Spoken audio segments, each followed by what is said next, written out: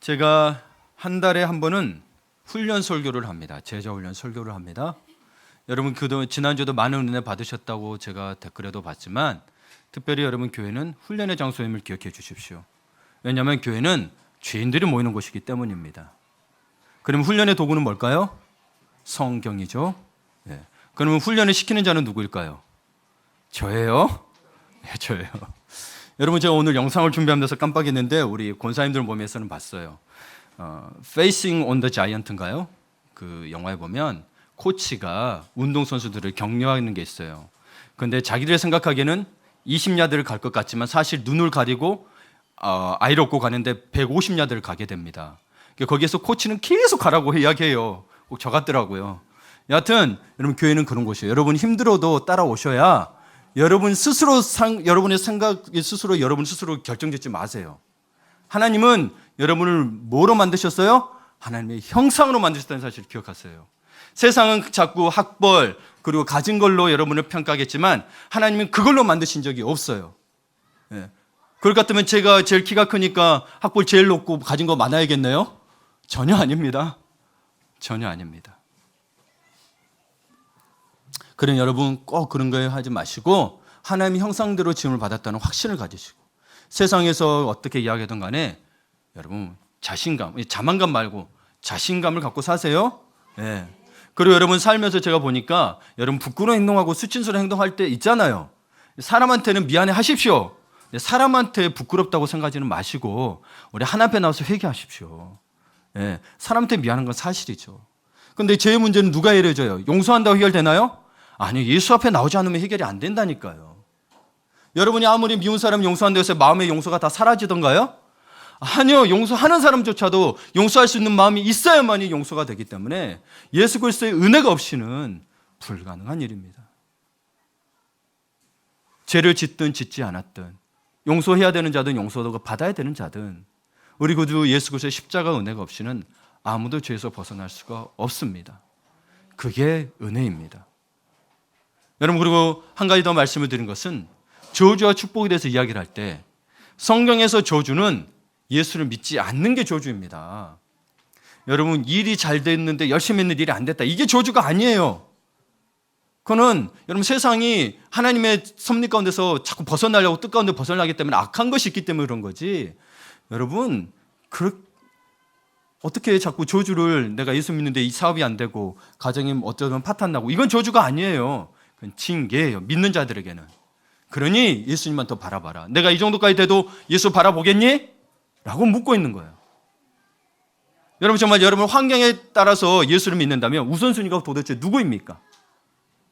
전 그게 안타까운 거예요. 여러분 우선순위라면 여러분 할 것 다 하고 하나님께 하는 게 아니고 여러분 것 중요한 거 있더라도 우리 주님께 가장 중요한 거 되어서 그 다음을 하셔야 되는 거예요.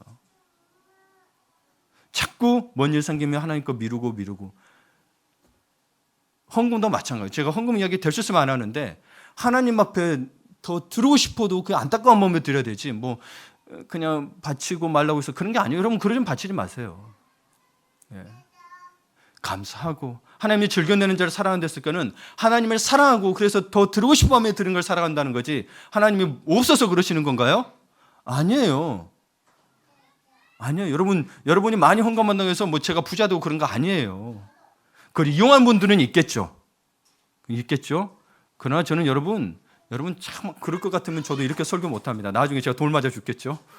여러분이 지켜보세요. 저도 이런 말 하는 것은 저도 그러지 않기를 더 다짐하고 기도하기 때문에 그래요. 여러분을 지켜주셔야 돼요. 저를. 네. 여러분에게 그래서 묻고 싶습니다. 여러분은 크리스천입니까? 제자입니까? 목사님 이거 똑같은 말 아닌가요? 다시 물어볼까요? 크리스천입니까? 제자입니까? 제가 가끔 물어봐요. 제자입니까? 라고 물으면은 대답을 주저하거나 그게 무슨 말이에요? 물어본 분들이 계세요. 근데 그리스도인이냐고 물어보면 네 그렇습니다 라고 대부분 이야기해요. 근데 별건 다른 게 아니거든요. 사실은 같은 말인데 그리스도인이란 말은 사실 성경에 3번 나옵니다. 사도행전에 2번, 베드로전서에 1번 나옵니다. 그런데 이렇게 크게 많이 나오는 말은 아님에도 불구하고 세상 사람들이 우리 믿는 자들을 구별하여 부를 때 그리스도인이라고 부르고 우리는 제자라고 합니다. 제자라고 합니다. 그러나 사실 여러분, 우리도 믿는 사람들 중에서도 우리끼리라도 그렇잖아요. 제자라고 부르기가 좀 어려운 부분이 있죠. 나는 예수님 못 따라 사는데 이런 분들 계시죠. 그럴지라도 제자가 되기 위한 삶을 목표로 삼고 하나님 앞에 나와야 됩니다. 예, 그게 믿는 거예요, 여러분. 그게 믿는 거예요. 믿는 거, 예수님 하나님 90% 믿었으니 하나님 10%는 내 마음대로 해도 되죠. 그거는 예수님이 주인이야. 주는 그래서 주라고 표현했을 때는, 로드라고 표현했을 때는 나는 완전히 종이 된다는 개념이에요. 내 것이 없다는 이야기예요. 근데 주님이 우리를 종처럼 다뤄주시냐? 그게 아니고 우리 보고 주인처럼 모시라는 이야기예요. 그런데 주님이 친구 삼아주셨네? 그게 은혜라는 거예요. 하나님의 자녀 예수님과 똑같이 자녀 삼아주셨네? 그래서 예수님이 재림하시면 예수님과 함께 이 세상을 통치하신다고 하시네? 우리가 그런 능력 돼요? 안 되죠. 근데 그렇게 해주신다는 거예요. 우리가 하나님의 형상대로 지음을 받았기 때문에.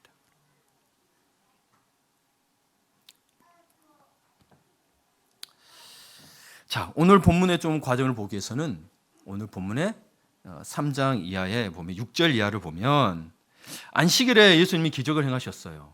그래서 하나님의 아들임을 나타내셨어요. 그런데 하나님의 아들임을 나타내셨는데 이 바리새인과 헤롯 당은 예수님을 어떻게 해서든 꼬투리를 잡아가지고 죽이려고 의논을 해요. 여러분, 그 보고도 신기하죠, 그렇죠? 여러분, 복음서 읽다 보면은 바리새인이든 사두개인이든 헤롯 당이 나와요. 근데 이들이 하나님을 알아요.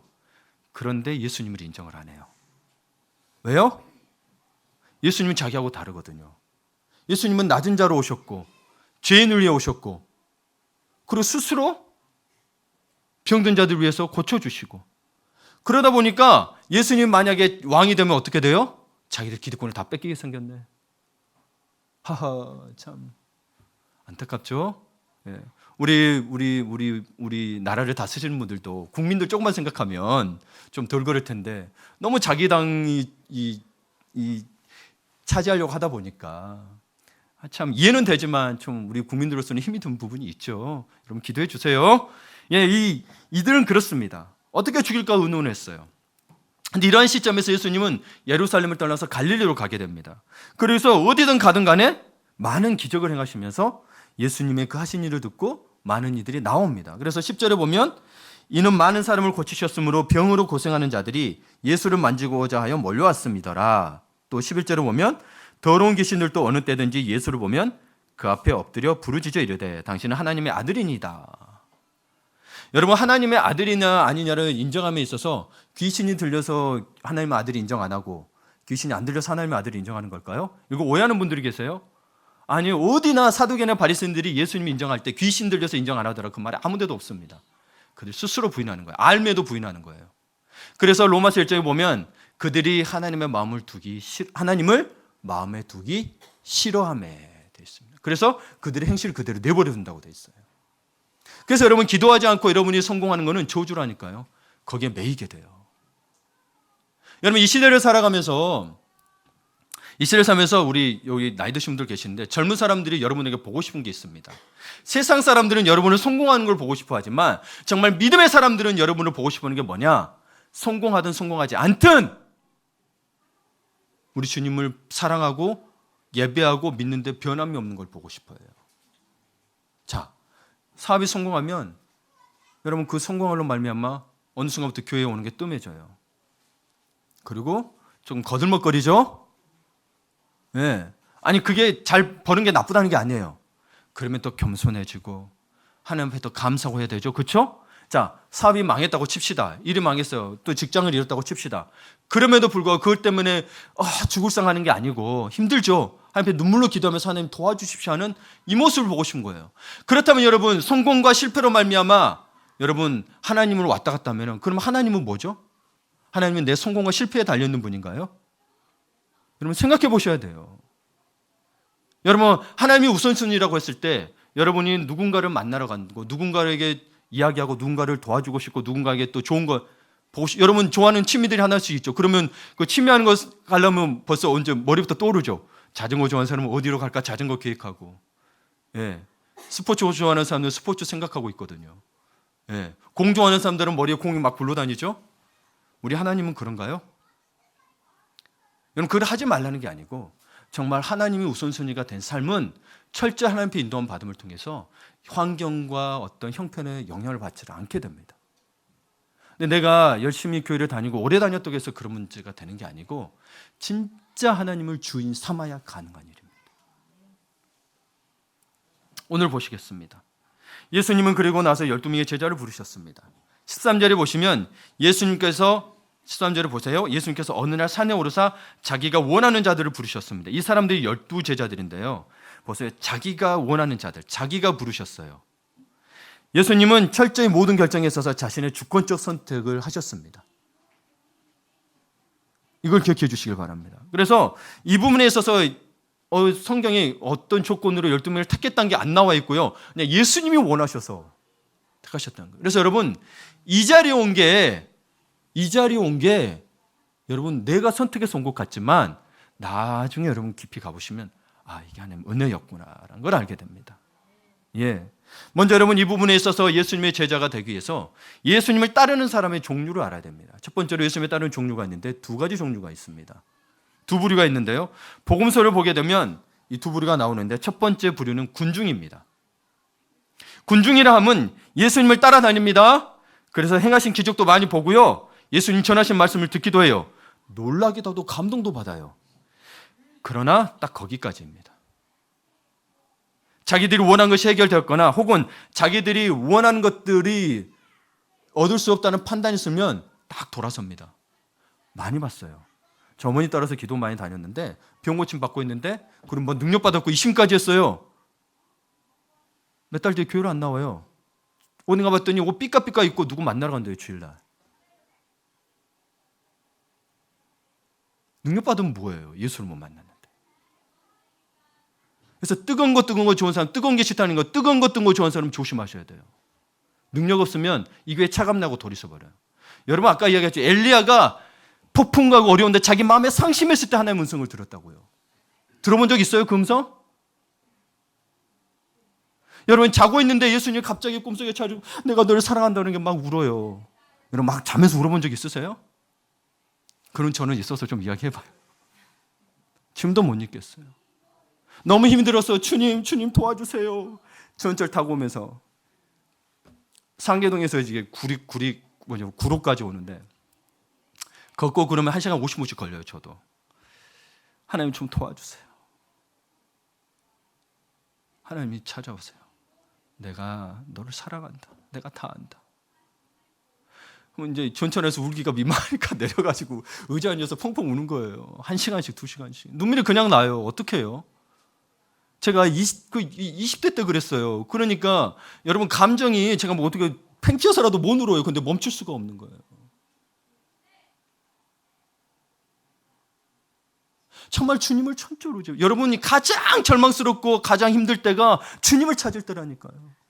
제 경험에 그래요. 있으면요 주님 덜 찾아요. 있으니까 이거 하면 되거든. 가지고 하면 돼. 제가요 원래는 결혼을 하기 싫었는데 미국 갔더니 결혼이 너무 하고 싶은 거예요. 외롭고 힘드니까. 결혼 기도를 안 하다가 아무리 기도해도 한 2년째 되니까 너무 외로우니까 하나님 이제 포기하겠습니다. 누가 하든 간에 저는 그냥 포기했습니다. 혼자 살겠습니다 했더니 제 아내가 딱 오네. 그래서 선교만 갔어요. 심지어 다음 달 학비가 없는데도 불구하고 먼저 선교하겠습니다. 내가 공부하는 목적이 뭐냐? 주님의 나라와 연관해서 아니냐? 선교 가겠습니다. 학비 가지고 선교 갔어요. 그래가지고 결혼까지 했네. 3년을 선교 갔어요. 선교 준비하는 과정이 힘들어요. 무려 9개월 동안을 고등학생부터 대학생까지 새벽기도 다 태우고 다니고. 왜요? 재물했을까요? 아니요. 나 주님밖에 없으니까 그냥 되더라고요. 여러분 억지로 시켜서 되는 게 아니에요. 정말 주님밖에 없습니다 해야 그 능력들이 나타나요. 네. 그러면 가장 힘들고 어려울 때가 주님 찾을 때랐다니까요. 세상 사람을 따라요. 위기가 기회라는 걸. 근데 왜 믿는 사람들은 안 믿어요? 믿는 사람은 위기가 오면 더 절망해버려요. 그러지 마세요. 없으면 어때요? 실패하면 어때요? 주님이 계시는데. 주님이 내 전부를 해놓고 내 거 사업 잃어버리고 가정 잃어버리면 왜 절망해요? 주님이 전부라면서요. 그 말은 뭐예요 그러면? 주님은 전부가 아니었다는 이야기겠죠.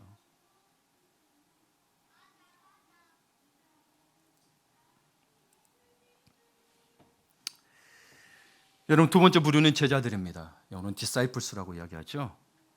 제자람은 예수님의 부름을 받았어요. 그래서 여러분이 여기 온 게 부름을 받은, 교회도 부르심을 받은 자들이 모이는 곳이 교회예요. 예. 에클레시아, 부르심을 받은 자들. 그러면 여러분, 이 그리스도인은 그리스도를 따라가며 그 부르심을 받고 예수님과 함께 지내면서, 여기 보면 제자들과 함께 지냈다고 되어 있어요. 지내면서 예수님의 삶을 따라가는 사람들이 제자들인 거예요. 그래서 교회는 여러분 제자를 삼는 곳이에요. 우리에게 성도 여러분이나 교회에게 주어진 위대한 사명이 있습니다. 너희는 가서 모든 민족으로 가서 제자 삼으라. 여러분, 그냥 데려오는 거 끝난 게 아니에요. 그거 데려온 것만 끝나서 한국교회가 타락한 거예요. 제자를 삼아야 되는 거예요. 제자를 삼아야 되는 거예요. 그래서 우리가 양육과 훈련을 통해서 여러분 제자 될 수 있도록 훈련시키는 거지. 제가 만드는 건 아니에요. 거기서도 다 있습니다. 욕심에 끌려드는 분들이 있고, 그러나 포기하지 않습니다. 10년이고 20년이고 살아있는 한. 그렇잖아요, 여러분. 마지막 순간 예수님 십자가 옆에 있는 사람도 구원 받잖아요. 그럼 그 순간까지 포기하지 말아야 되는 거예요. 영혼에 대해서. 구원은 우리 게 아니니까. 이 사람 안 되겠네. 포기하지 마세요. 포기하지 마세요. 여러분, 제발 포기하지 마세요. 그 사람 죽을 때까지. 우리 교회 성도들에게도 계속 이야기했었지만, 여러분, 기도의 아버지가 누구예요? 조지 물러. 조지 물러는 사랑하는 친구를 무려 39년을 기도했어요. 근데도 안 믿었어요. 근데 조지 물러가 땅에 들어가고 화가 나는 순간 그 친구가 예수를 믿었어요. 언제 열매 맺을 줄 몰라요. 하나님을 우리의 생각으로 생각하지 맙시다. 우리 지난주에 2주간에 걸쳐 이야기했지만, 우리의 생각보다 높고 깊으신 분이 우리 하나님인데 자꾸 우리의 생각으로 지어서 안 해주시네, 뭐 안 해, 이렇게 여러분께 이야기합니다. God is good all the time. 하나님은 선하십니다. 내게 지금 핍박이 오고 어려울지라도 결국은 하나님의 뜻을 이루십니다. 우리는 그 도구로 쓰임받는 거지 내가 영광 받기 위한 게 아니에요. 그런 순간 우리의 창조의 목적에 벗어나게 되면 우리의 삶이 고달픕니다. 고달파요. 마음에 평안이 없어요. 평안이 없어요. 특별히 여러분, 예수 성경에 기록된 예수님의 공생의 활동을 보면 예수님께서는 군중보다 12제자들과 함께 많은 시간을 보낸 걸 알 수 있습니다. 이 산상설교 외에는 저는 군중들에게 많이 하는 것 같더니 아니요, 거의 제자들에게 이야기합니다. 제자들에게 비유로 이야기하고, 저 사건 보면 너희들은 어떻게 생각하느냐, 저건 이렇다, 천국 비유를 들어보고 10불이니 자 비유, 뭐 비유 다 들고 있어요. 이 제자들한테 하는 이야기예요. 제자들한테. 네. 그래서 저는 여러분도 생각하기에 예수님이 이 땅에 모든 사람의 구원자로 오셨죠. 그렇다면 12명의 제자들과 함께 지내는 것보다 수많은 무리와 함께 지내면서 말씀 전하는 것이 더 유익하고 효율적이지 않겠어요? 저도 그래요. 저도 그렇게 생각해요. 근데 왜 예수님은 군중보다 제자들과 함께 12명, 그것도 12명과 함께 더 시간을 많이 보내셨을까? 그분이라면 수만 명도 함께 할 수 있을 텐데. 왜 그럴까요? 그것은 바로 예수님께서 제자들을 세우는 일을 중요하게 여기시기 때문이에요. 제자는 그렇게 만들어진다는 게 아니란 이야기예요. 제자는 우리 소그룹 활동, 이제 리더를 세우시면 소그룹 활동할 거예요. 이렇게 해서 키우시는 거예요. 여러분, 저도 있지만 딱 저기 알맞는 사자가 저는 4명에서 5명 정도 같아요. 그래야 이게 한 성령께서 자유롭게 저를 할 수, 안 그러면 제가 매여가지고 제가 어떻게 해야 되나, 이 시간 초과해야 되나 고민하게 되더라고요. 그럼 한 주간, 그래서 제가 지금 이 양육반을 지금 3개를 하고 있잖아요. 2명은 2명대로, 3명은 3명대로, 4명대로 은혜가 있어요. 그리고 각자 달라요. 똑같은 책을 가지고 해도 내용이 달라져요. 참 신기해요. 저는 준비는 가이드라인을 가지고 잘 준비해요. 근데 꼭 달라요. 어제는 또 우리 권사님들 하면서 아주 눈물콧물 다 짜고 또 기도하고, 하나님의 회복과 하나님의 용서를 경험하게 돼요. 그래도 권사님들이 저녁에 6시까지 집을 안 가더라고. 은혜 받아가지고. 제가 너무 감사했어요. 그래서 원래 추우면 사람들 오면 저기 히터를 켜는데 제가 히터도 안 켜고 있어도 훈훈한 거예요. 따뜻하고. 아유, 참 기가 막혀요. 참 감사해요. 우리 성도분들이 제가 그런 걸 보면서 어떻게든 주님 만나려고 하고 어떻게든 주님 찾으려는 게 너무 감사해요. 성공 이런 거 좀 내버려 두고 먼저 주님 만나면 해결돼. 이게 예배라는 거예요. 예배의 초점은 주님이에요. 제가 설교를 제가 24시간 준비하면서 성령 충만하게 해도요, 은혜 받을 사람과 안 받을 사람은 나눠져 있어요. 제가요 그냥 대충 해도요 은혜 받는 사람 있고 안 받는 사람 나눠져 있어요. 그러면 여러분 은혜 받고 안 받고 누구한테 달려 있는 거예요? 본인한테 달려 있는 거예요. 한 주일 동안 주님과 교제 속에 살았냐 안 살았냐는 거예요. 하나님은 항상 예수 말씀에 이는 그리스도 안에서 하나님의 뜻이라고 했잖아요. 항상 기뻐하라. 쉬지 말고 기도하라. 범사에 감사하라. 그러면 항상 기뻐했냐는 거예요. 말씀 따라. 기쁜 일이 없죠. 그래도 주님 생각하면서 기뻐했냐는. 그러면 예배 오면 은혜가 있는 거예요. 항상 기도하라 그랬어. 쉬지 말고. 근데 이거 때문에 안 되고 저거 때문에 안 되고 저녁에 해야지 그래도 안 되고 잠자면서 해야지 안 돼. 먼저 시간을 정해서 했더니 주님 앞에 나오니까 내가 힘들게 너무 기도한 거 한 주일 동안. 여러분 그런 적 없어요? 나 주님 살다가 나 기도하는 게 너무 힘들어. 근데 아침에 어떻게든 전해서 하나님 앞에 기도하는 거야. 주일날 와가지고 막 펑펑 울어. 하나님 나 이렇게 살았는데 은혜 안 주실 거냐고. 그래 본 적 있어요? 아니 해보시라고. 진짜 좋아서 하는 얘기예요. 제가 여러분 질책하는 게 아니고 좋더라고. 진짜 주님이 살아계신 게 느껴진다니까요.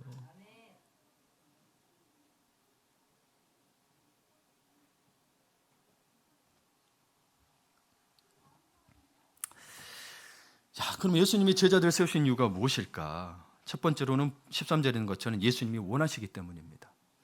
요한복음 15장 16절에도 보면 너희가 나를 택한 것이 아니요 내가 너희를 택하여 세웠나니. 여러분 어떻게든 교회 안 다니시다가 또 나오고 계신 분, 또 누구에 따라서 오신 분들 그렇게 해서 온 것 같죠? 아니요, 주님이 택하셨다니까요. 우리 장사장님 하나님이 택하신 거예요. 네.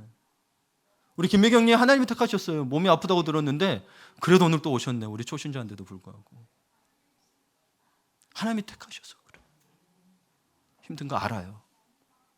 힘든 거 알아요. 근데 주님이 우리의 모든 죄의 습성들을 다 깨트리고 복을 주시길 원하시고.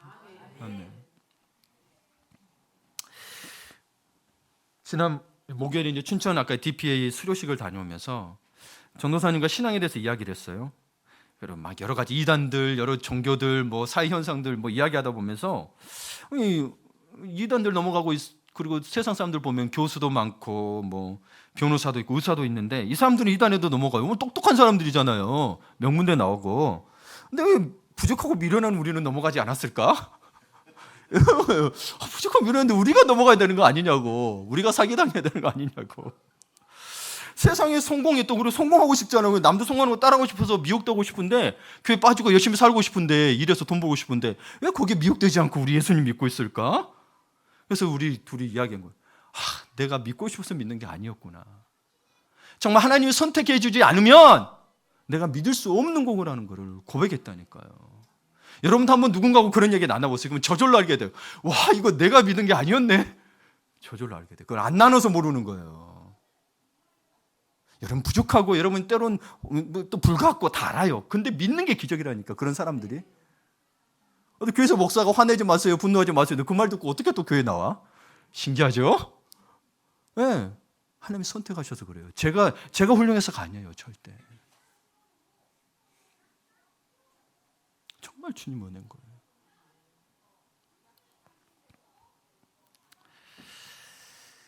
여러분 누구나 예수님을 따라다닐 수는 있어요. 떡을 먹기 위해서, 빵을 먹기 위해서, 기적을 보기 위해서 따라다닐 수는 있지만 여러분 예수님의 제자가 되는 건 예수님이 원하는 사람이 되는 거예요. 여러분 원한다고 했을 때는 사실 우리 생각이 그렇잖아요. 원한다고 했을 때는 그래도 마음에 좀 두는 게 있어요. 원하는 사람을 뽑는 거잖아요. 그런 관점에서 예수님이 하나님이시지만 사람의 형상을 입고 사람 자체가 아니세요. 사람의 형상을 입고 그러나 100% 사람이세요. 저 사람의 형상을 입고 오셨다는 것은 그것을 볼 때 그래도 인간적인 마음으로 그래도 마음에 드는 사람이 있어서 원하는 사람을 선택했다라는 좀 기준을 삼아 볼게요. 그렇게 해서 볼 때 예수님이 원하는 사람이 한 4부류 정도가 나오더라고요. 성경에서 볼 때. 성경에서 볼 때 한번 볼게요. 그 예수님이 원하는 사람은 먼저 순박한 사람을 선호하셨습니다. 순박하다는 말은 순진하고 순수하다는 뜻입니다. 때묻지 않은 사람이죠. 그래서 도덕적으로는 착하고 사회적으로는 믿음직스럽다 하고 종교적으로는 신앙의 사람이라고 이야기합니다. 여러분, 세상은 사실 이 순박함을 기준으로 사람을 뽑지는 않죠. 그렇죠? 그러나 여러분, 직장은 달라요. 직장에 뭐 일이 있는데 무조건 순박하다고 뽑을 수 있는 건 아니잖아요. 사업을 하는데 그 일에 능숙한 사람 뽑는 건 맞는 거예요. 근데 교회는 그 일을 하는 사람 뽑는 게 아니잖아요. 그렇죠? 제자를 만들기 위해서 뽑는 거기 때문에 순박한 사람을 뽑습니다. 주님이 순박한 사람을 좋아하셨더라고요. 여러분, 우리 예수님이 좋아하는 성도가 되어야 합니다. 네 가지를 잘 기억하셔야 되는데, 내가 예수님을 믿는다고 생각하지 마세요. 내가 교회를 다닌다고 생각하는 순간 왔다 갔다 합니다. 내가 믿는 성도면은 자꾸 빠질 마음이 듭니다. 그러나 하나님이 선택하셨다, 나를 선택할 때 믿음이 생기면 빠지고 싶은 마음이 안 들어요. 나 같은 사람도 선택해 주셨네. 여러분, 내가 교인이 되고 집사가 되고 권사가 되고 장로가 되고 목사가 되었다고 해서 예수님을 원하는 사람이 아니에요. 직분이 예수님을 원하는 사람이 아니에요. 예수님을 원하는 사람은 예수님의 마음이 들어야 된다는 거예요. 예. 그래서 여러분, 시편 1편을 보면 의인의 길은 여호와께서 인정하시나, 여호와께서 웬만하면 인정하시다는 표현을 안 쓰는데 요 의인의 길은 인정하세요.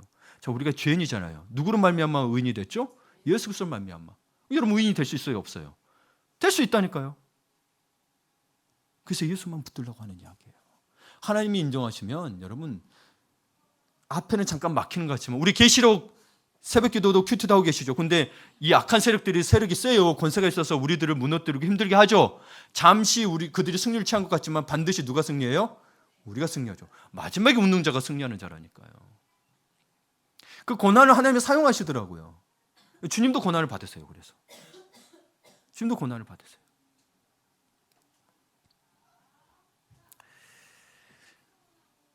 자, 예수님이 선택하신 기준을 보면 참 희한합니다. 우리가 생각하기에 바리새인들 똑똑해요. 삶에서 훌륭해요. 바리새인을 닮아라고 할 정도로 바리새인이 훌륭해요. 그 마음에 위선이 들어서 문제지, 삶에서는 거의 완벽하게 했던 사람들이에요. 또 사두개인들도 얼마나 똑똑해요. 율법학자들이니까. 그런데 예수님은 이상하게도 저 갈릴리 있는 바닷가에 있는 어부 부르시고, 그리고 매국노라고 부리고 있는 레위 마태를 부르시고, 그리고 불같은 성격의 다데오니, 야고보니 다 불러요. 그리고 여러분이 가장 잘 아시겠지만 가장 무식하다는 말을 많이 듣는 사람이 베드로예요. 근데 이 사람이 성령을 받고 복음을 전하니까 몇 명이 죽게 돌아와요? 3,000명이 돌아와요. 와. 자기가 부족한 걸 아는 거죠. 그냥 전적으로 하나님께 맡겼던 것 같아요. 은혜 받고 성전 미문에 앉아있던 안진뱅이를 보고 너무 마음이 긍휼한 거야. 나 가진 거 아무도 없는데 내게 있는 건 내게 주니 곧 나사렛 예수 이름으로 명하노니 일어나라니까 일어나서 걸었어요. 여러분은 뭘 가지고 있어요? 돈 주면 일어날 수 있을까요? 돈 주면 죽는 사람도 일어난다고는 그런 속담도 있긴 하더라고요. 근데 그게 정말 살아난 거냐? 그건 아니죠. 돈의 어떤 지금 끝없는 욕심과 그 권력을 이야기하는 거죠. 어느 날 보세요. 베드로가 무식했던 사람인데 예수님이 빌립보 가이사랴 지방으로 가는 중에 제자들에게 묻습니다. 사람들이 날 누구라 하느냐? 그랬더니 어떤 사람은 세례요한이라고, 어떤 사람은 선지자라고 그러고, 어떤 사람은 엘리야라고 그런대요. 그러니 예수님이 제자들에게 물어요. 봐요. 제자들을 계속 질문하고 있는 거예요. 제가 여러분에게 질문해도 화내지 마세요. 잘하고 있는 거예요. 저는 예수님 닮아서. 그랬더니 우리 전도사님이 또 질문을 잘하네. 오히려 저한테 계속 물어봐요. 속였고 무식하네. 우와, 여러분이 고생할 거 생각하니 하지만 저는 기뻐요. 오히려 제가 더 깨달을 수 있더라고요. 질문하세요. 그래 여러분이 믿는 게 진짜인지 아닌지 구별할 수 있잖아요. 그래서 베레아 사람들은 이것이 맞는가? 상고했다고 돼 있잖아요. 날마다 상고. 맞는가? 여러분 맞는가 상고하셔야 돼요. 그걸 안 하니까 자꾸 믿다가도 신천지 넘어가고 다른 데 넘어가고 그러는 거예요. 상고하셔야 돼요. 12제자들이 있어요. 너희는 날 누구라냐? 그러면 여러분 12제자들에서 가장 우리가 말하는 성분이 좋은 사람이 누군지 아세요? 가룟 유다예요. 가룟 유다는 남방 왕족 출신이에요. 훌륭한 교육을 받았고 귀족 문화를 배웠어요. 이 사람이 이야기해야 될 것 같잖아요. 근데 베드로가 이야기하네. 주는 그리스도시요 살아계신 하나님의 아들입니다. 할렐루야. 저 같은 사람도 힘을 얻습니다. 여러분, 이 베드로의 고백 위에 교회가 세워졌다니까요.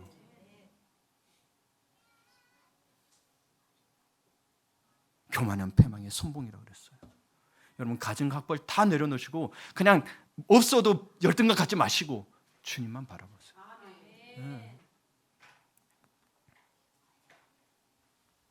여러분, 생각해 보세요. 오히려 이 베드로는 그 당시 이 유대인들 사이에서는 예수님을 하나님의 아들이라 그러면 블레스피 그래가지고 신성 모독죄였어요. 그러면 사회의 지탄이 되고 거기서 살 수가 없게 돼요. 근데 그걸 알고 있는 줄 모르겠는 줄 모르지만 저는 하나님의 아들이라고 했단 말이에요.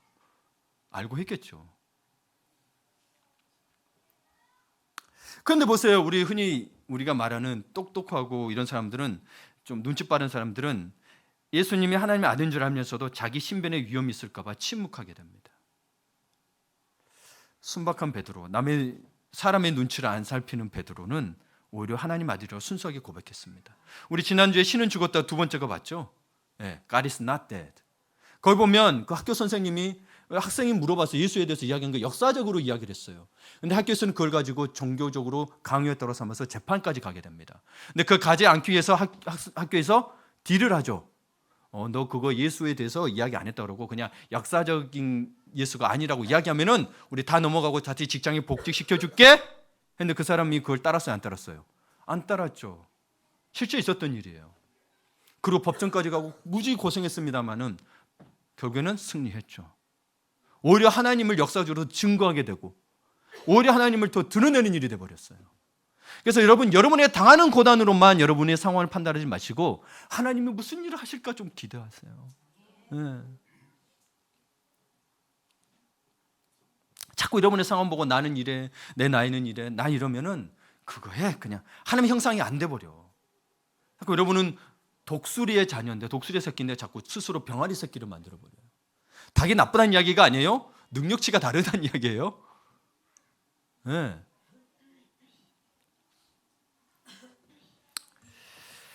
두 번째로 예수님은 진실한 사람을 좋아하십니다. 요한복음 1장에 보면 나다니엘이 나오거든요. 이 나다니엘을 가리켜 보라, 이는 참으로 이스라엘 사람이라. 그 속에 간사함이 없다고 하였습니다. 간사함이 없다고 했어요. 나다니엘을 예수님은 그전에 만난 적이 없고 그냥 무화과 나무에 있는 걸 봤는데, 무화과 나무에서 나다니엘이 뭐하고 있었냐면 진지하게 이스라엘의 죽고 삶의 구속의 문제에 대해서 진지하게 생각하고 있었어요. 이 민족이 정말 어떻게 해야 하나님을 잘 믿고 구원을 받을 수 있을까, 이 고민을 했던 거예요. 이를 보고 예수님께서는 간사한 사람이 없다고 이야기한 거예요. 나다니엘도 어찌 보면 그 당시가 너무 부패했기 때문에 체념한 삶을 살고 있을 줄 모르지만 그는 그래도 그 말씀 안에서 살려고, 그때는 구약만 있었거든요. 구약 살려고 무지에 애썼던 사람입니다. 바리새인처럼 앞에서 드러내고 막 다 할 것 다 했지만 속으로는 간교하게 했던 게 아니라 이 사람은 정직했던 사람이에요. 주님이 아세요. 제가 여러분에 대해서 모르지만 주님이 여러분 마음을 아십니다. 그랬을 때 그는 주님의 말씀을 듣고 복음을 들었을 때 주님 앞에 이야기합니다. 랍비여, 당신은 하나님의 아들이요 이스라엘의 임금이라고. 이도 하나님의 아들이라고 이야기한 거예요. 나다니엘은 종교 지도자거든요. 대단하죠? 그래, 이 정직한 간사함이 없는 거예요. 이와는 반대로 예수님 당시에 책망받던 사람들이 있었습니다. 간사한 사람, 외식하는 사람들을 싫어하셨습니다. 그래서 누가복음 13장 31절에 보면 이 바리새인들이 예수님에게 와서 헤롯 왕을 예수를 죽이려 하니 그래서 이곳을 떠나라고 말할 때 예수님은 너희는 가서 저 여우에게 이르되라고 말씀하십니다. 그리고 부활하실 것을 암시하시죠. 자, 헤롯 왕을 가리켜서 공개적으로 여우 같은 자라고 했습니다. 왜 헤롯 왕을 여우 같다고 했을까요? 간사한 사람이기 때문에 그렇습니다. 당시 유대 지방은 로마의 통치를 받고 있었죠. 그러면 로마는 어떤 정치제도냐? 원로 정치 제도예요. 그럼 원로원에 가서는 로마가 최고입니다. 유대인은 별것 없습니다. 당신들이 최고입니다. 유대인들이 하나님 믿지만 별것 없습니다 해요. 근데 유대 지방에 와서는 너희들이 최고야. 너희들 내가 얼마나 애쓰고 있냐. 너희 예배도 드리게 하고 너희들이 최고, 이러는 거예요. 자기의 정치적인 야망을 위해서 이리 갔다 저리 갔다 하는 거죠. 여러분, 그리고 예수님은 외식하는 사람을 싫어했습니다. 성경에서 보면 가장 책망을 많이 받은 파가 있습니다. 쪽파, 대파 말고요. 양파 말고요. 제일 많이 그 책망을 받는 파가 어떤 파죠? 바리새파. 바리새파. 예. 사두개파, 바리새파, 뭐 헤롯 땅 이렇게 헤롯파 이렇게 다 나눠져 있거든요. 바리새파. 왜요? 남을 가르치기 위해서는 많은 말을 하지만 자기는 그렇게 행하지 않았던 거예요. 목사들, 우리 이 지도자들은 특히나 조심해야 돼요. 예. 저도 그래서 설교할 때 내가 이거 지키지 못하는데 어떻게 해야 되나 하지만 기도해요. 지킬 수 있도록 기도하지만 그러나 제가 못 지킨다고 하나님의 말씀이 사라져서는 안 되겠죠? 그것보다 위에기 때문에 하나님의 말씀을 선포합니다. 그리고 저도 살려고 애씁니다. 기도하고. 여러분도 그러십시오. 여러분도 그러십시오. 여러분, 하나님은 지금도 진실한 성도, 진실한 집사, 진실한 권사, 진실한 장도, 진실한 목사를 찾고 계시고 좋아하십니다. 네, 진실하셔야 돼요. 예수님은 회개하는 사람을 좋아하십니다. 세 번째로. 네. 여러분, 마태복음 23장에 보면 참 재밌는 글이 있습니다. 화해 있을진저 외식하는 서기관과 바리새인들이요, 너희는 교인을 하나 얻기 위하여 바다와 육지를 두루 다니다가 이 교인이 생기면 너희보다 배나 더 지옥 자식이 되게 한다는 말이 있어요. 하나님을 찾게 나왔는데 이 바리새인과 그 서기관들 때문에 이 두 배가 된다는 거예요. 청출어람이 되는 거죠. 예, 제자가 스승보다 뛰어나단 말이죠. 예, 청출어람이 돼요. 여러분, 하나님 예수님은 이걸 실험하셨어요. 책망하셨어요. 그래서 여러분 보시기에, 여러분 누가복음 19장에 보면 삭개오라는 세리장이 나옵니다. 세리장이라고 했을 때는요, 세리 중에 장이기 때문에 진짜 매국노예요. 유대인들에게 아주 손가락질 받는 사람이에요. 예, 약탈은 다 했던 사람이에요. 그리고 아주 비애국자인 거죠. 로마에 빌붙어 사는 사람인데 예수님을 영접한 삭개오가 이런 말을 합니다. 주여 보시옵소서. 내 소유의 절반을 가난한 자들에게 주겠사오며 누구의 것을 토색한 것이 있으면 4배나 갚겠습니다. 예. 세리장이 됐다는 건 장부를 다 써놨겠죠, 그렇죠? 이중 장부가 뭐가 됐든 있었겠죠. 하겠다는 이야기예요. 이럴 때 주님께서는 회개하는 삭개오를 보시고 예수님께서는 이렇게 말씀하십니다. 오늘 곤히 이 집에 이르렀으니 이 사람도 아브라함의 자손이라고 하였습니다. 예수님은 회개하는 사람을 좋아하십니다. 여러분 나가보세요. 회개할 사람들이 많죠? 그 사람들 데려와서 회개시켜야 돼요. 예, 저 사람 왜 저럴까 그러지 마시고 하나님 대신 여러분이 회개해 주면 어때요? 하나님 저 사람이 저런 참 예수 그리스도를 믿는 사람인데도 좀 힘든 일을 하네요. 주님 용서해 주십시오. 내가 저 사람 미워하지 않게 해주시고 오히려 하나님 내가 부끄럽고 나도 같은 그리스도인데 참 용서해 주십시오. 왜요? 우리 주님이 잘못도 안 했는데 내 죄를 위해서 대신 십자가 져주셨잖아요. 근데 그 한 사람 위해서 기도 못 하시겠어요? 그럼 십자가는 어디 있나요? 여러분의 십자가. 자기 십자가를 지고 자기를 부인하고 따르라 했는데 여러분의 십자가는 어디 있을까요? 그렇죠, 여러분. 작은 것부터, 이 작은 게 아니에요. 사실 여러분 가장 진리가 사실 가장 단순해요. 십자가의 삶 따르면 되는데 그걸 가장 어려워요. 봐보세요. 여러분 다윗도 자기가 죄를 정말 극악무도한 죄를 저질렀어요. 불륜을 행하고 자기의 부하까지 죽게 만들었습니다. 그러면서 그가 회개합니다. 상하고 통회하는 마음을 주께서 멸시하지 않으시니 나를 용서해 달라고. 이게 하나님의 속성인 거예요. 상하고 통회하는 마음을 멸시하지 않으시는 하나님. 그러니 회개하는 걸 받아주세요, 안 받아주세요? 받아주시죠. 무슨 죄를 저질렀든. 그리고 앞으로 또 안 짓기를. 회개는 여러분 아시죠? 죄만 고백은 고백인 거고 회개는 다시 그 죄를 짓지 않겠다는 거예요. 예, 예. 네 번째로는 말씀을 귀담아 듣는 자를 선호하셨습니다. 그러니 졸지 마십시오, 여러분. 말씀을 기다려 드려야 하나님이 원하시는 자인 거예요. 마르다와 마리아 이야기 아시죠? 그래서 마르다가 불평을 하니까 그런 이야기를 합니다. 예수님이 마르다야, 내가 많은 일로 염려하고 근심하나 몇 가지만 하든지 혹 한 가지만이라도 족하니라. 마리아는 이 좋은 편을 택하였으니 빼앗기지 아니하리라. 여러분도 할 일 많죠? 고민 쓰는 거 많죠? 근데 빼앗기지 않을 거라고 이야기하시잖아요. 우리는 근데 보세요. 빼앗길 거라고 했어요. 누군가에게 빼앗겨요. 짓밟히고 빼앗길 것들이죠. 다. 한번 보세요. 사실은 말씀에 다 진리가 있어요. 그대로 살면 하나님 정말 복 주세요. 정말 복 주세요. 왜 그렇게 살려고 하냐면 진짜 복 주시기 위해서예요. 신명기 8장에 나와 있어요. 너희를 왜 뱀과 정갈이 있는 광야로 보낸 줄 아냐? 간조한 땅으로 보낸 줄 아느냐? 내가 너희를 복 주기 위해서라고 돼 있어요. 축복하기 위해서라고. 말씀에 그렇게 돼 있어요.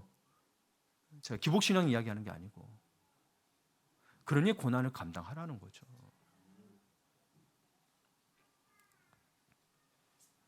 자, 말씀을 곧 마무리 짓습니다. 예수님이 제자들을 선택하신 목적이 있습니다. 그러나 오늘 예수님이 제자들에 대한 선택에 대한 걸 하고 있는 거지 목적에 있는 부분이 아니니 그냥 목적은 세 가지만 제가 말씀을 드릴게요. 선택하신 목적은 보면 오늘 본문의 3장 14절에서 15절을 보면 같이 읽어볼까요? 14, 15절. 이에 12를 세우셨으니 이는 자기와 함께 하시고 또 보내사 전도도 하며 귀신을 내쫓는 권능도 가지게 하려 하심이더라. 자, 첫 번째 예수님이 제자를 세운 목적은 예수님과 함께 있게 하셔서 주님께 봉사하게 하고 훈련시키게 하기 위해서였어요. 그래서 여러분 주일만 왔다 갔다 하시는 건 예수님께 여러분의 선택함에 있어서 제자를 세우는 목적에 벗어납니다. 훈련 받으셔야 돼요. 양육이든 뭐든 훈련, 바쁘셔도 시간 내셔야 돼요. 멀리 있든 가까이 있든 시간을 내셔야 합니다. 그거 하지 않고 교회에서 뭐 하겠다, 저는 못 세웁니다. 기도는 시킬 수 있습니다. 제가 어떤 근거를 가지고 여러분에게, 저는 하나님이 아니에요. 그러나 예수님의, 그래서 에베소서 4장 11절을 보면 이를 온전하게 하며 봉사하게 일을 한다고 되어 있어요. 봉사가 먼저가 아니에요. 제자로서 먼저 온전해져야 봉사 일을 해야, 그래야 하나님의 선한 일을 할 수 있다고 되어 있단 말이에요. 근데 자꾸 이 말씀을 왜곡시켜요. 봉사하면 성장할 거라고. 아니더라고 해보니까. 말씀 바로 보세요. 자기식대로 해석하지 마시고 있는 그대로. 예. 그러니까 그렇게 안 되니까 오늘 우리 여기 우리 DP에 갔지만 거기 목사님도 설교를 해요. 예전에 자기 교회들도 있을 때 보면 여자분들한테 김진근 치료하는데 뭔 젓갈 넣니 안 넣는 거 갖고 싸운대요. 고춧가루를 적게 넣니 많이 넣고 싸운대요. 안 돼, 여러분. 양보하면 어때요? 뭐 젓갈 들어가면 이 사람 거 양보하면 어때요? 나는 그거 좀 먹으면 어때? 교회 점심 때 국수 나오면 어때? 국수가 나오니까 집에 가는 사람들이. 국수 나오면 어때? 성도 교제가 더 중요한 거지. 잘 본질을 보세요. 그래서 온전하게 된 사람들은 뭐든 감사해. 근데 그 상태에서 봉사하니 어떻겠어요? 은혜가 있죠. 그러지 못한 상황에서 봉사하기 때문에 나는 못해요. 뭐 이렇게 이 사람 저래요. 저 사람 때문에 못하겠어요. 온전해지는 게 첫 번째입니다. 온전함이란 뭐예요? 성품과 인격이 성숙한 걸 이야기해요. 예수님의 성품과 성격. 그래서 나는 온유하니 내게 와서 배우라 그래요. 겸손하고 온유하니. 우리 주님을 정말 제대로 만납시다. 그래서 예수님을 진짜 제대로 만나고 정말 힘들어도 있잖아요. 온유하고 겸손한 사람이 정말 예수 그리스도이네. 저는 그걸 목표로 봅니다. 저도 아직 부족해요. 그래서 여러분을 책망하는 게 아니고 사실은 저에게도 하는 이야기예요. 저도 그러고 싶어요. 그걸 목표로 삼고 정말 예수 정말 제대로 믿으려고 예수려고 하는 거예요. 목사니까 제가 목사니까 여러분 그런 것처럼 해야 될까요? 아니요. 그러면 좀 바리새인 되는 거예요. 그렇죠? 바리새인 되는 거예요. 저는 그러고 싶지 않아요. 저도 살고 싶어요. 저도 살고 싶어요.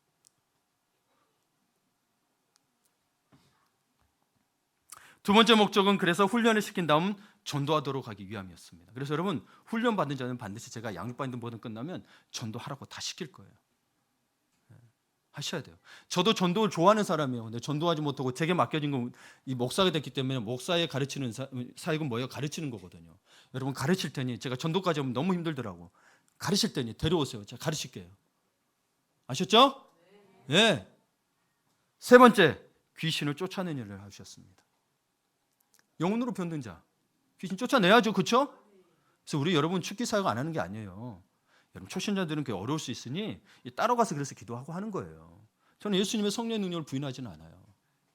실제로 그래서 여러분 그때 여러분 간증 들으신 분들 있을 거예요. 귀신도 쫓아나섰습니다. 예, 저 혼자 한 게 아니고 같이 기도해서. 예, 어떤 사람이 옆에서 녹음까지 했어요. 그러면 안 되는데. 근데 쫓아나면 뭐예요?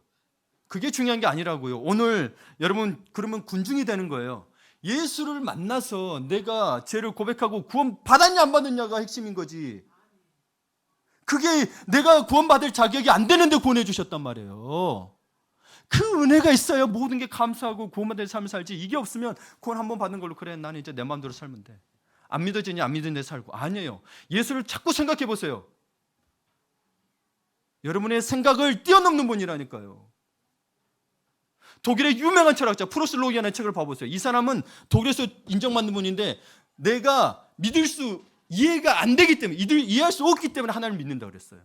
여러분 하나님은 우리 이해로 이해되면 하나님이에요? 내가 하나님하고 말지. 안 그래요?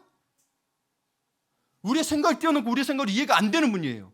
삼위일체가 이해가 안 되고 우주를 어떻게 만드시는지 이해가 안 되고 세상 왜 악과 선이 공존하는지 이해가 안 되니까 하나님인 거예요. 그건 하나님만이 아시고 우리에게 가르쳐준다고 알까요? 3차원 세계 살고 있는 우리가 3차원 사고밖에 할 수밖에 없어요. 예를 들어볼까요 여러분? 영혼이라는 단어 이해하세요 못하세요? 이해돼요? 그냥 개념만 알고 있지 이해돼요? 끝이 없다니까요. 근데 이게 돼요? 이해할 수 없는 거예요 사실은. 그냥 개념만 알고 있는 거지. 근데 하나님은 영혼 자체이기 때문에 그냥 스스로 그냥 아니. 생각해 보세요. 우리 얼마나 하나님이 대단하신지. 근데 그런 하나님을 뒤로하고 자꾸 먼저 하나님 사랑합시다. 제발. 네, 먼저 사랑합시다. 잼는 거 다 따라다니고 그러면 언제 하나님 믿어? 예수님 믿어봐. 진짜 세상에 줄 수 없는 평안과 사랑이 깊이가 다르다니까요. 여러분 잠깐의 만족을 해서 자꾸 쫓아내지만 이분 한 번면은 내 평생 붙잡고 있네. 여러분 즐거움을 찾기 위해서 매번 유머 코드 계속 봐야 되잖아요. 유머 뭐도 봐야 되고 뭐 영화도 봐야 되고 그때뿐이잖아요. 안 보면 서운하잖아요. 근데 그거 한번 보면 평생 웃기던가요? 아니에요, 여러분. 그러니까 자꾸 쫓아가는 거예요. 그거 계속 만족이 안 되니까. 사실은 우리를 채울 수 없어요. 영적인 존재를 그걸로 채울 수가 없어요. 그걸 즐기지 말라는 게 아니고 그거를 목표로 삼지 말라고. 좀 힘들어도 주님 앞에 나와서 바르게 살아보려고 애써보세요.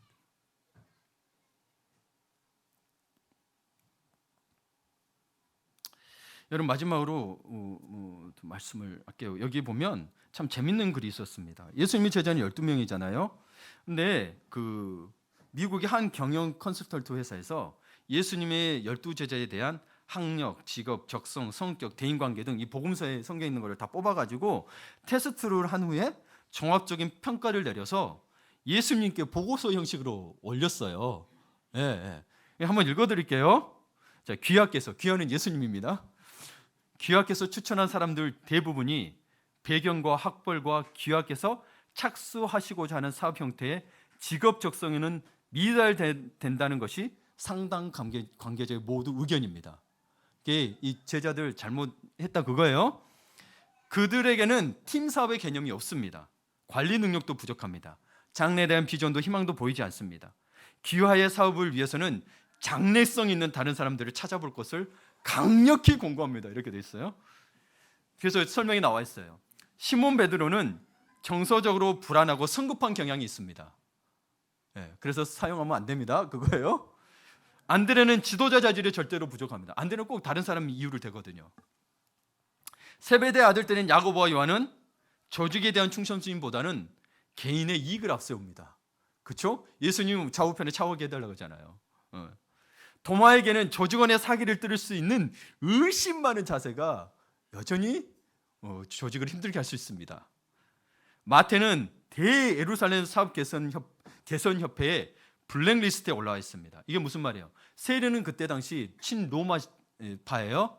그러면 예루살렘에 가서 사업하려면 유대인들이 반대해서 안 하겠어요? 반대하죠. 이게 벌써 자격이 안 되는 거예요.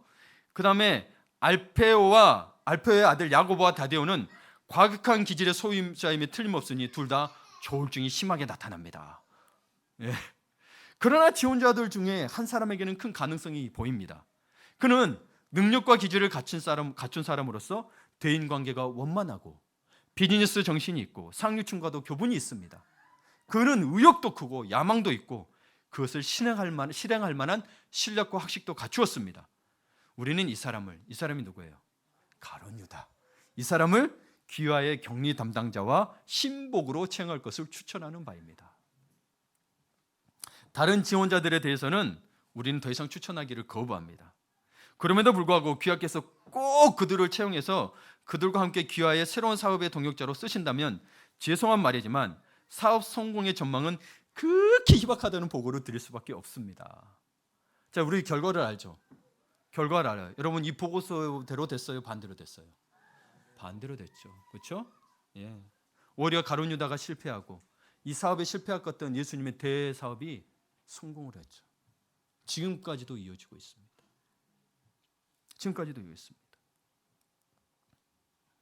여러분, 그러면 왜 예수님의 제자들에 대한 평가 보고서가 정확하죠? 사실 세상 기준으로 볼 때 정확해요. 그렇게 보고를 뽑아요. 근데 무엇 때문에 그런 차이가, 예수님이 선택한 것과는 차이가 났을까요? 예수님이 선택한 거, 예수님이 아무리 다 보시는 분이 이 세상 보고서만큼 왜 못했을까요? 여러분, 한 가지 중요한 덕목이 빠졌기 때문이죠. 세상 평가 보고서에는. 그게 뭘까요? 우리 인간의 연약하고 부족함을 채워주시는 하나님의 은혜. 여러분, 그 은혜 때문에 여러분 살고 있지 않나요? 여러분, 아무리 잘 먹고 잘 살고 잘 벌어도요, 다 괴롭고 힘들어요. 세상 좋고, 최근에 우리 연예인들 예쁘고 잘났고 돈 많잖아요. 근데 왜 목숨을 끊어야 됐을까? 너무 안타까워. 여러분, 이 은혜, 실수하고 잘못하고 넘어져도 다시 일으켜주시는 하나님의 은혜를 생각하지 못했기 때문에 세상 평가 보고서는 11명을 갖다가 아주 저급하게 취급한 거죠. 은혜는 아주 우리 무식한 베드로도, 과격한 다데오도, 친로마파였던 레이도, 마태도 예수님이 제자로 만드셨다는 사실입니다. 여러분, 정말 예수님을 바로 믿고 싶으십니까? 그러면 여러분, 가장 기본이에요. 은혜를 아셔야 돼요. 내가 받을 자격이 안 되는데 구원을 받았다는 거에 감격과 기쁨이 매일매일 있어야 돼요. 왜? 나는 매일매일 죄인이거든. 한번 구원받았더니 나는 깨끗해 하는 사람 있어요? 한 번도 마음속에 죄 안 품은 분 계세요? 말도 안 되죠? 그럼 제가 그분 모실게요. 이 자리에 오셔서. 예수님의 제자들도 우리와 똑같습니다. 자신이 연약하고 부족하기 때문에 주님을 위해 아무것도 할 수 없다고 생각하십니까? 내가 어리석고 미련하기 때문에 하는 일마다 되는 일 없고 실패만 되풀이 된다고 생각하십니까? 자신이 갖고 있는 여건과 환경, 배경이 좋지 않아서 미리 포기하고 좌절과 낙마하고 계십니까? 여러분, 예수님의 제자들도 똑같았습니다. 똑같았어요. 그래서 예수님 돌아가시니까 어떻게 돼요? 예수님도 부인하고 어떤 자는 고향으로 돌아가고, 사실 그랬어요. 그러나 그들이 하나님의 은혜를 입은 자가 되었을 때는 달라졌습니다. 하나님의 은혜가 임하자 그들의 연약하고 부족함이 채워졌습니다. 하나님의 은혜가 임하자 그들의 어리석음과 미련함이 지롭게 바뀌었습니다. 하나님의 은혜가 임하자 그들의 불리한 여건과 환경이 더 이상 장애가 되지 않았습니다. 모든 어려움과 핍박을 이기고 승리할 수 있습니다. 여러분, 하나님의 은혜가 임했다는 것은 무엇일까요? 일상에서, 여러분, 교회에서 말고요, 주일만 말고요, 일상에서 하나님의 말씀을 사모하는 마음을 가지고 그 말씀을 따라 사는 삶이 있는 사람이 하나님의 은혜를 가지고 있습니다. 아멘. 사십시오. 교회 와서는 여러분 본색이 안 드러나요. 여러분, 이건 공자도 알아요. 공자도 그래서 군자를 이야기할 때 혼자 있을 때 보라 했어요. 한자로는 모르겠는데 한자를 해석하면 혼자 있을 때 그 사람 행동한 걸 봐라, 그래야 군자라고 이야기했어요. 이건 세상 사람도 아는 건데 그리스도인들은 자꾸 교회 와서 감추려고 그래요. 일상에서 살아나셔야 돼요. 일상에서 하나님의 말씀대로 살아나셔야 돼요. 그러니 말씀을 안 보고 살겠어요? 하루 매일? 기도 안 하고 이겨낼 수 있어요? 죄를 이겨낼 수 있어요? 그거 훈련시키려고 양육과 훈련만 하는 거예요. 네, 양육 훈련 받으면 다 성공한다는 게 아니에요. 여러분, 일상에서 말씀 보고 기도하면 승리할 수 있다는, 이게 1년, 3년, 5년 쌓여보세요. 할렐루야. 아멘.